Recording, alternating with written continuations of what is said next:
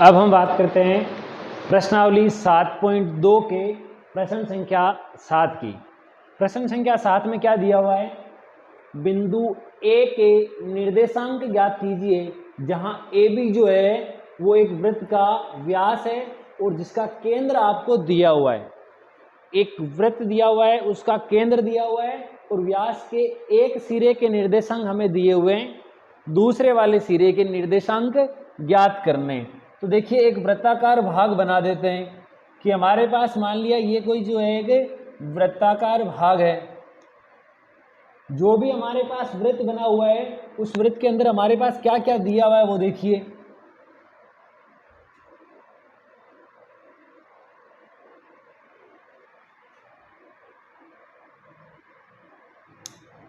ये कोई वृत्ताकार भाग है। इस वृत्ताकार भाग में एक इसका केंद्र बिंदु दिया हुआ है आपको और ये इसका व्यास हो गया। व्यास का पहला सिरा ए है और ये वाला सिरा जो है साइड बी और ये सेंटर पॉइंट ओ हो गया। अब हमें क्या क्या दिया हुआ है?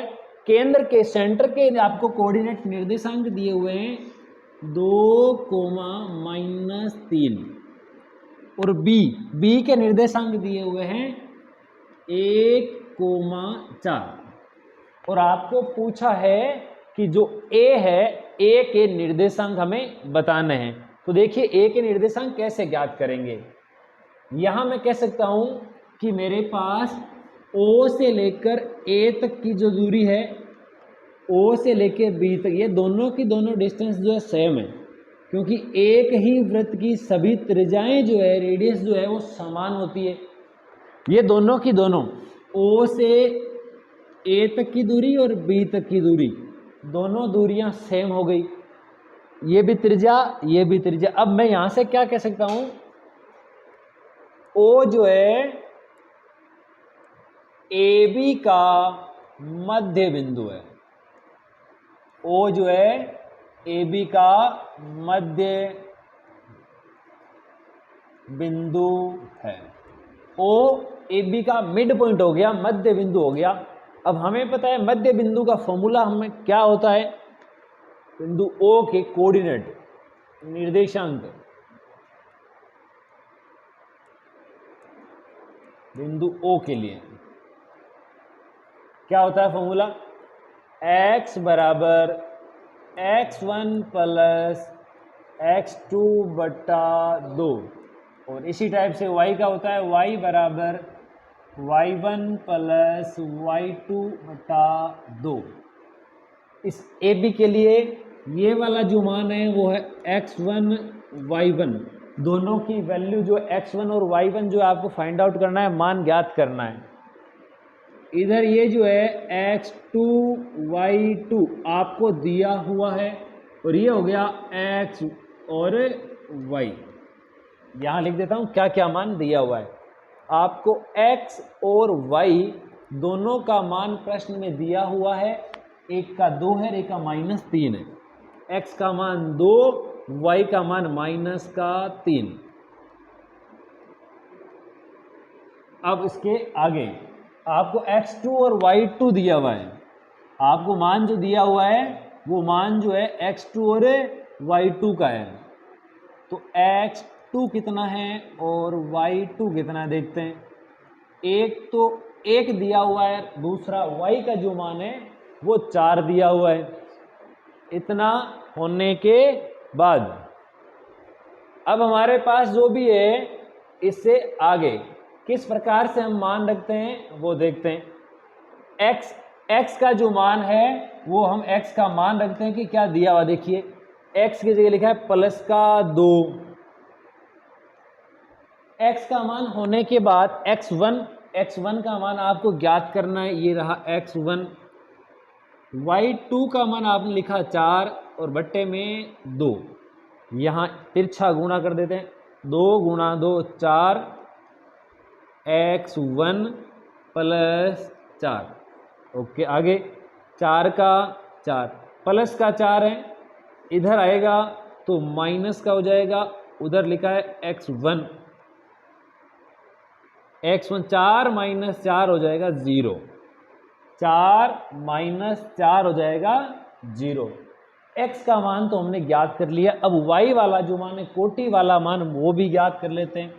y का मान है -3, ये लिखा -3। आगे y1 है ही नहीं, आपको मान ज्ञात करना है, प्लस y2 का मान आपको प्लस का 4 दिया हुआ है और बट्टे में 2।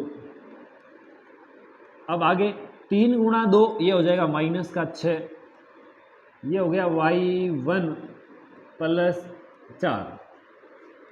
-6 जैसा था जहाँ है अपनी जगह पर लिखा हुआ है। प्लस का 4 जो है पक्षांतरण करेंगे, इधर आने पर जो है आपके पास माइनस का हो जाएगा, ये -4 हो गया, बराबर में y1 को मैं थोड़ा पहले लिख देता हूँ, y1 और बराबर -6 -4 ये हो गया -10। आपको बिंदु के अनुसार x1 का मान 0 प्राप्त हुआ और y1 का मान 10 प्राप्त हुआ। अब हमें क्या पूछा था, बिंदु A के निर्देशांक ज्ञात करो। अतः बिंदु A के निर्देशांक, coordinate of point P, coordinate क्या आ गए 0,10। ये आपका जो है क्वेश्चन नंबर 7 का आंसर कंप्लीट होता है। अब हम बात करते हैं प्रश्न संख्या 8 की। हमारा प्रश्न संख्या जो 8 है वो क्या दिया हुआ है। प्रश्न एकदम इजी प्रश्न है, सेम उसी प्रकार का प्रश्न है जैसा कि आपने पहले वाला प्रश्न किया था। 7.2 का पहला प्रश्न और 8वें में ज़्यादा कोई विशेष अंतर नहीं है। पहले शुरू की 2 लाइनों में अंतर जरूर है, वो अंतर क्या है वो देख लेते हैं। यदि A और B जो है आपको 2 बिंदु दिए हुए हैं, तो बिंदु P के निर्देशांक ज्ञात कीजिए कि AP, देखो लिखते हैं यहाँ पे AP क्या लिखा हुआ है, यहाँ लिखा है AP जो है वो बराबर 3/7 और 7 में लिखा है AB। ये AB इधर गुणा में है, इसको इधर लेके आ जाता हूँ, AP/AB बराबर 3/7। क्या लिखा है इसको थोड़ा समझते हैं। यहाँ एक लाइन बनी हुई है ये वाली, यहाँ A लिखा है, यहाँ B लिखा है और पूरे पर कहीं पर भी एक पॉइंट हो सकता है, पॉइंट P। अब P से क्या कहना चाहता है उसकी बात हम समझते हैं। P जो है -2 A जो है -2, ये -2, दोनों भुज और कोटि दोनों का मान सेम है और दोनों ही मान ऋणात्मक है, नेगेटिव है। -2 +2 और -4 दिया हुआ है B का मान। अब आपको क्या दिया, A से P तक जो है वो 7 भाग है। A से P तक जो है ये वाला ये 7 भाग है। A से B तक, A से P तक 3 भाग है। A से B तक अगर चलूं तो पूरे जो है वो 7 भाग है। इधर देखो 2 प्रकार से समझेंगे। एक तो सीधा होता क्या है, ये किस प्रकार से हमारे पास वैल्यू आएगी वो वाली। एक डायरेक्ट हमें कैसा पता चलेगा, दोनों बातों का ध्यान होना चाहिए। जब A से B तक जो है वो आपको पता है कि 3 भाग है।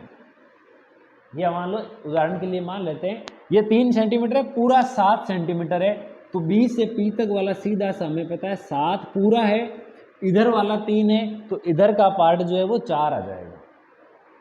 कैसे लिखेंगे देखो, मैं इसको ऐसा भी लिख सकता हूँ, देखो इसको उल्टा लिख देता हूँ, चाहे AB/AP बराबर 7/3। ऐसा क्यों लिखा है वो देखिए। अब मैं ऐसा लिख देता हूं कि दोनों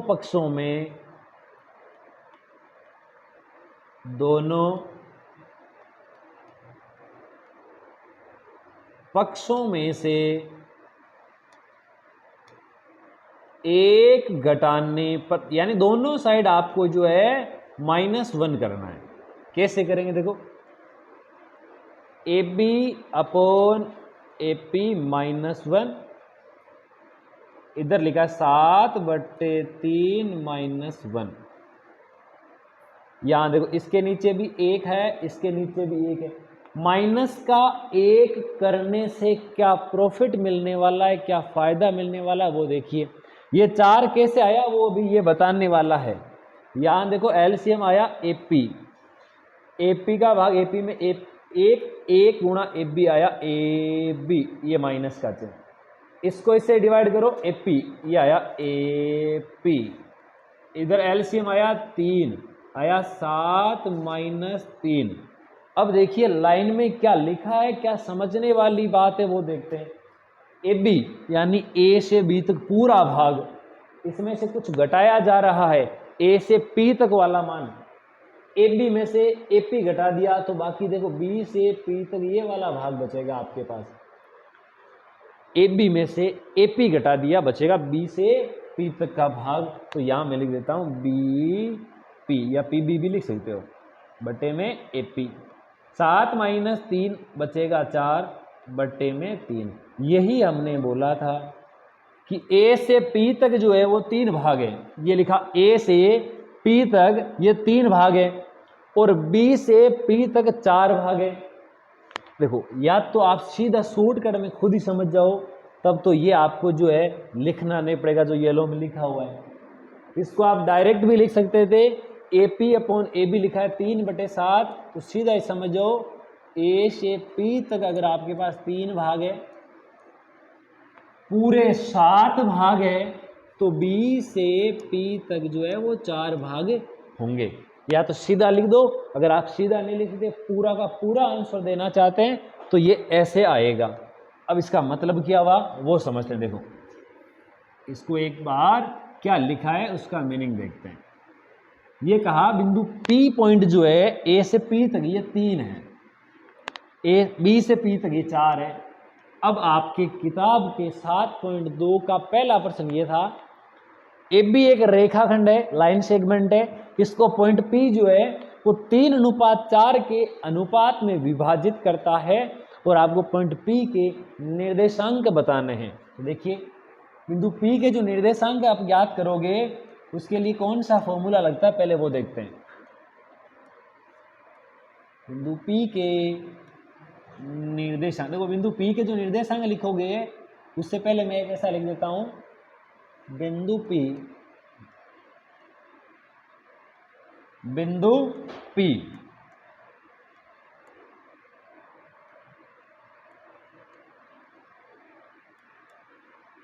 रेखाखंड AB को 3:4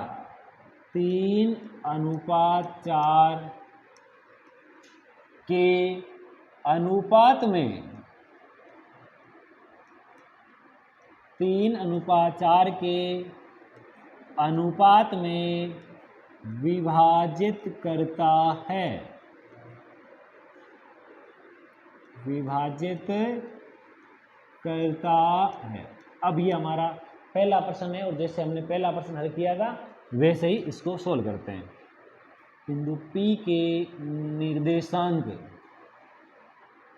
बिंदु P के निर्देशांक, सूत्र फॉर्मूला जो है वो ये होता है x बराबर m1 x2 m2 x1 upon m1 m2,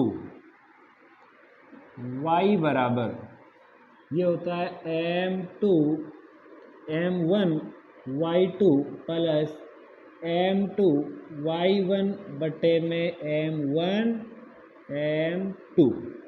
अब m1 क्या है, m2 क्या है, x1 क्या है, x2 क्या है, सारे मान लिख देते हैं। यहाँ मेरे पास में देखो x1 और y1 जो है दोनों के दोनों मान कौन से हैं, पहले उनकी बात करते हैं। -2 ये x1 हो गया, ये y1 हो गया, ओके। अब x2 और y2 ये दोनों मान b वाले, 2 और -4, ये लिखा 2 -4। अब पूछा है m1 m2 क्या है, ये दोनों का जो रेशियो आपको क्या दिया हुआ था 3:4, तो ये लिख दिया 3:4, एक का मान 3 दूसरे का मान 4। अब ये सारे के सारे जो वैल्यू आई हमारे पास, सारी की सारी वैल्यू आई, इन सभी को फॉर्मूले में अप्लाई करते हैं। देखो x बराबर m1 मान लिखा है 3, x2 का मान है 2, ये लिखा साहब 2, m2 यानी 4, x1 का मान है -2 बटे में m1 प्लस m2।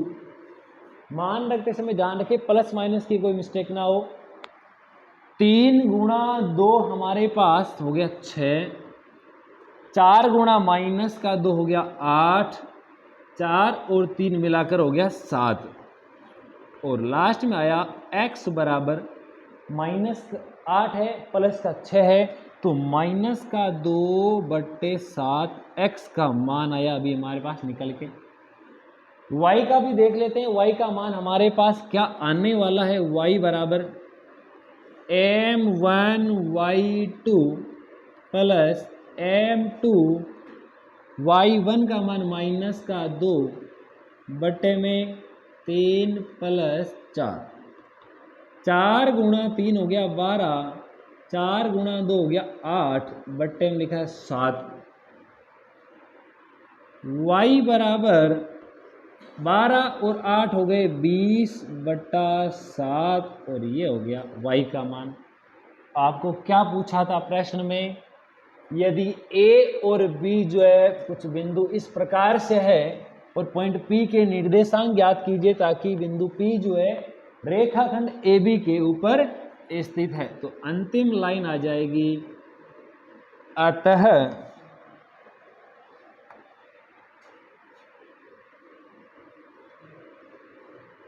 बिंदु P के निर्देशांक, अतः बिंदु P के निर्देशांक क्या आ गए वो देखते हैं। x का मान आया -2 बटे 7, y का मान आया -20 बटा 7, और यही आपको पूछा गया था। इसी प्रकार ये आपका प्रश्न संख्या 8 जो है वो यहाँ कंप्लीट होता है।